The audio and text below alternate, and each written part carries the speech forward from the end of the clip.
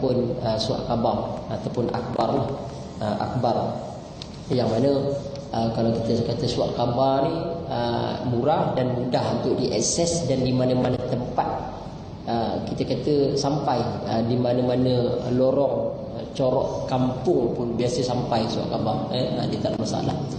Dan dia murah, jadi boleh diakses, boleh didapatkan oleh orang ramai, oleh masyarakat. Jadi kalau orang berdakwah dan menulis dalam surat khabar, maka boleh sampai kepada pihak-pihak yang tertentu, dan ia kekal, boleh simpan, boleh jadi koleksi tulisan-tulisan. Yang kedua, kita telah menyebut iaitulah tentang radio, yang mana radio pun kita kata kebanyakan orang mungkin TV tak ada, radio mungkin ada.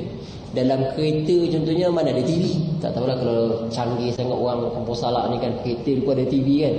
Tapi radio, semua kereta ada radio. Maka orang yang berdakwah melalui radio ni, biasanya setiap negeri-negeri ada radio dia sendirilah. Selangor FM, Negeri FM, Kelantan FM dan sebagainya lah. Maka dia ada ruangan untuk dakwah untuk radio channel tersebut, dan boleh diakses. Contohnya radio boleh diakses, coverage masing-masing lah, tengok kawasan dalam pedalaman sebagainya. Sebab kelebihannya pun antaranya kita sebut radio ini, ada orang yang mungkin dia tak tahu membaca tapi dia bercakap boleh, kita sebut kan, yang kita sebut sebelum ini.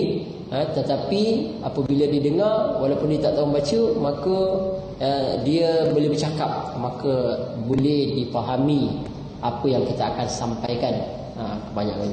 Dan insya-Allah pada pagi ini kita sambungkan apakah wasilah dakwah yang kita boleh gunakan, iaitu menggunakan saluran filem. Saya yakin dan percaya orang dalam masjid pada pagi ini semua pernah tengok filem kan. Mungkin tak kira, mungkin filem, kalau saya paling minat antara lainnya filem-filem P.Ramlee lah, Tan Sri P.Ramlee. Tuan-tuan tak tahulah kalau Pak Imam apa agak-agaknya filem yang sesuai kan. Jadi filem antara wasilah dakwah yang paling besar. Ada satu masa dulu saya terbaca satu artikel seorang profesor daripada UKM, dia menulis tentang filem dakwah yang dilakukan ataupun filem-filem P.Ramlee salah satu wasilah dakwah. Kan. Kalau kita tengok P.Ramlee punya filem-filem, kebanyakan dia seolah-olah dia menyentuh aspek kritikal dalam masyarakat. Contohnya buta huruf, tentang berkaitan dengan kita kata apa, gejala sosial, masalah sosial, tentang masalah pemimpin, masalah rakyat. Jadi semua tu tersentuh. Sehingga hari ni kalau kita tengok filem P.Ramlee itu memang logik lah P.Ramlee buat tu kan. Maknanya nampak ke depan, beyond ke depan. Maknanya kita tak sangka 20 tahun lepas, 30 tahun lepas punya filem, untuk ke depan ni pun kalau generasi berikutnya tengok filem tu masih hidup. Kenapa?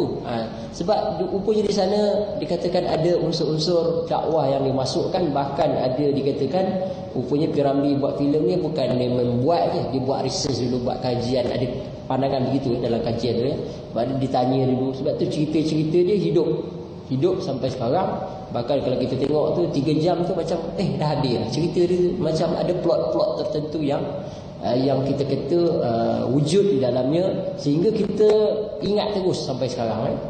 Ini antara contoh lah. Jadi kalau ada hari ini orang nak buat filem-filem, maka akan kaitkan dengan dakwah supaya dia hidup dengan masyarakat, dan masyarakat akan ingat tentunya. Kalau first ataupun surat khabar bersifat visual semata dan radio bersifat audio visual semata-mata, maka filem dapat dijadikan media dakwah dengan kelebihan sebagai audio visual. Kalau surat khabar benda yang nampak sajalah. Kalau radio hanya benda yang dengar saja. Tetapi filem dia dua kombinasi.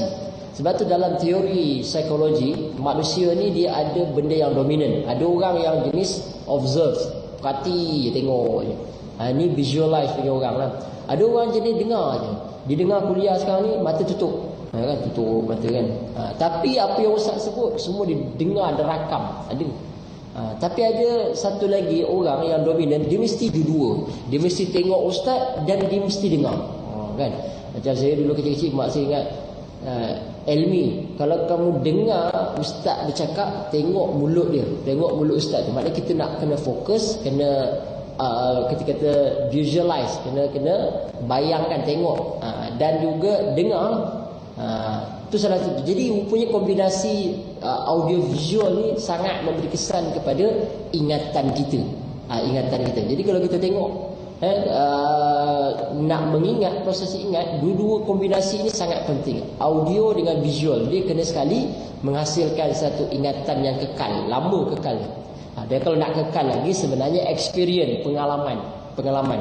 Tuan-tuan tak ingat benda tu, tapi bila tuan-tuan terangkan kepada orang, tuan-tuan akan lagi mudah ingat, sebab tuan-tuan berpengalaman. Pengalaman ni ilmu yang melekat tuan-tuan. Dan uniknya filem ini sebagai wasilah dakwah ni antara lainnya pun secara psikologi, penyuluhan secara hidup dan juga tampak yang dapat berlanjut dengan animation, memiliki kecenderungan yang unik dalam keunggulan daya efektifnya terhadap penonton. Banyak hal yang abstrak, samar-samar dan sulit diterangkan dapat diterangkan dengan kepada khalayak ramai lebih baik dan efisien oleh wasilah ini. Maksudnya kadang-kadang kita nak cerita benda tu, tetapi disebabkan kita tak nampak macam mana sebenarnya. Kan? Macam mana sebenarnya? Contoh kita nak sebut tentang kesabaran. Oh, sabar ni kita terangkan daripada sabar, lepas tu sabar ni begini begitu. Kita terangkan sabar, lepas tu kita suruh jadi pakcik sabarlah. Dia tak boleh bayangkan sabar tu macam mana, maka kita filmkan cerita pasal sabar. Kan? Kita pun gambarkan satu keadaan yang mana dalam filem tu menceritakan seorang pak imam satu hari di sembahyang Zuhur datang ke surau, tapi sebelum datang tadi dia rupanya masak air dekat dapur, dia lupa tutup. Jadi suami isteri